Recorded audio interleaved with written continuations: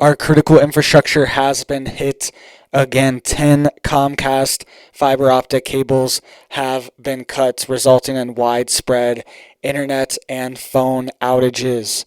All right, what is happening to our critical infrastructure? Why does it keep getting hit? I made a report just a few days ago how Verizon had their fiber optic cables cut, and this resulted in a nationwide phone outage, and multiple states were affected from this. Now we are seeing Comcast get hit as well. All right, they are having 10 of their cables cut and resulting in widespread phone and internet outages. So this is a pattern we're seeing.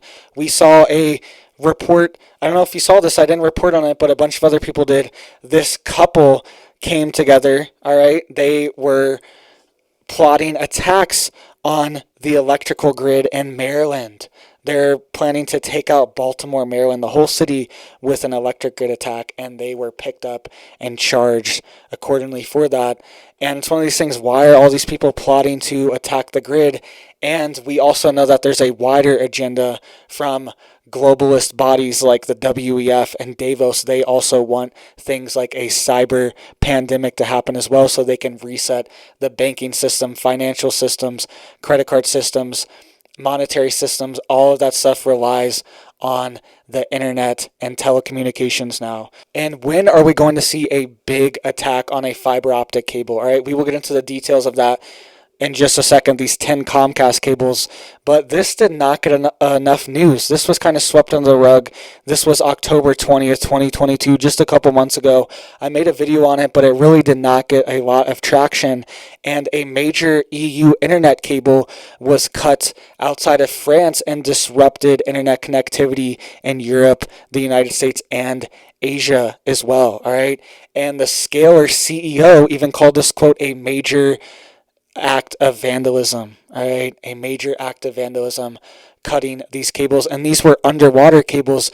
When are we going to see a massive international cable cut all at once? It's one of these things. They are completely vulnerable. They are just sitting under the sea, thousands of feet under.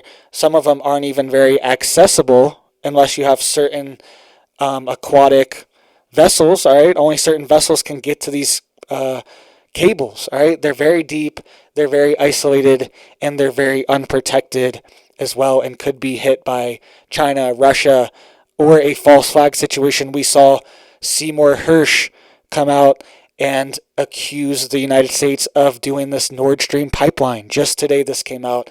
He was saying that this was a covert U.S. Navy/CIA operation to take out the Nord Stream pipeline. So we also could see false flag operations where the United States, NATO, EU, or anyone else could also take out their own internet cables as well and create a panic situation where the government has to take over telecommunications on a wide scale, all right? And I just wanted to bring this up because this has already happened. These cables have already been cut on large scales, and we could see one soon. We know this is in their cards. We know the cyber pandemic is the next thing in the cards because that's what affects everything, all right? And you can see here just some details, all right? So this Comcast cable cutting was in Colorado Springs. Just some details on it.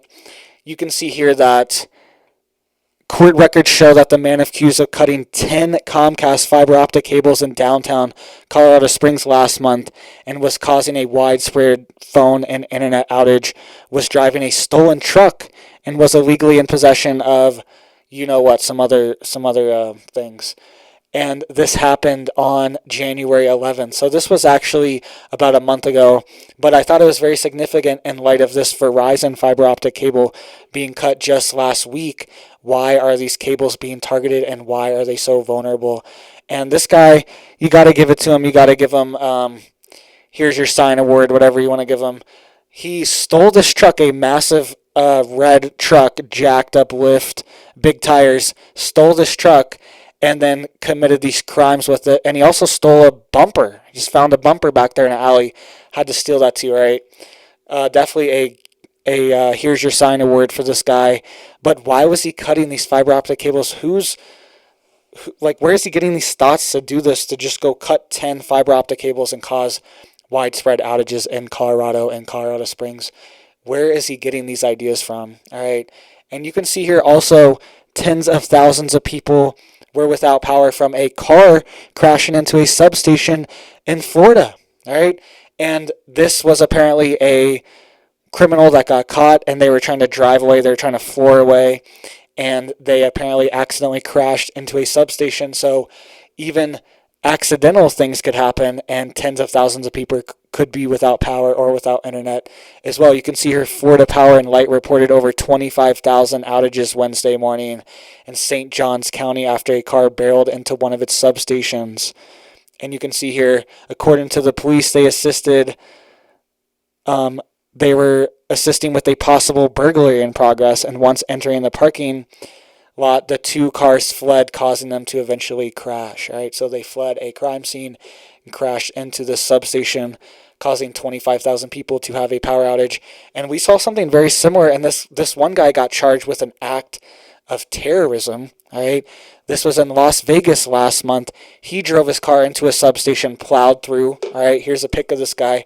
Very similar. He plowed through it, caused a lot of damage, and then he drove his car into one of the main generators and lit it on fire and caused massive damage that could take years to repair. And this was outside of Las Vegas just last month. And they're saying that guy, he is not fit to stand trial. They're like, oh, this guy doesn't know what he was doing. He literally got charged with terrorism, but now they're arguing that he's not even fit to stand trial, even though he intentionally targeted this substation. This one guy that I'm talking about right now, not this guy right here in the picture, he stood there and just watched his car burn, just watched the substation just burn and have this massive fire, and was recording it on his phone. This guy thought it was a whole event, and now apparently he is not fit to stand trial. And it's one of these things, you just never know. These substations are completely vulnerable, and the grid is vulnerable too. And so are these fiber optic cables, ComCast, getting hit as well. All right, let's move on to another story here.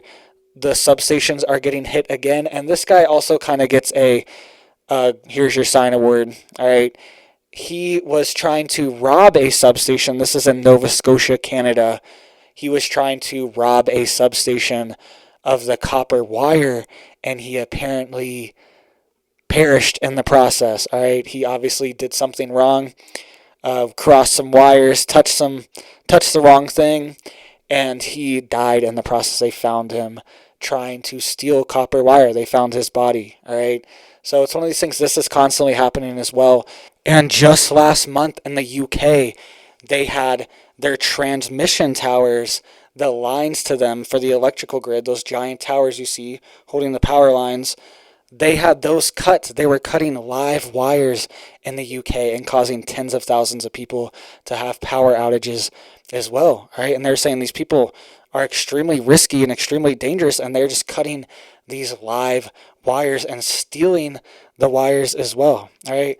And I understand copper is very expensive. There's actually a copper shortage right now because all of these countries that are main copper producers like Brazil and Peru, a lot of South American countries are having political turmoil right now and a lot of unrest, and they are not getting out their normal copper production to the international market. So there actually are copper shortages right now, and the price of copper has been going up, and copper is critical for substations and transmitting electricity. All right, and they are stealing these wires more often. I also saw in Michigan just a couple weeks ago, they were stealing these copper wires at a substation. This is happening all over the U.S. as well. So you guys need to get prepared. You guys need to be ready for the grid to go down. That's their next step. That's their next plan, because the internet is powerful, right?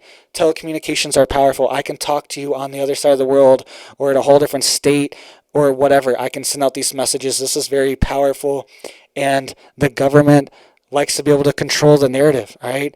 And they can also use it as an excuse to reset the banking system, the financial system.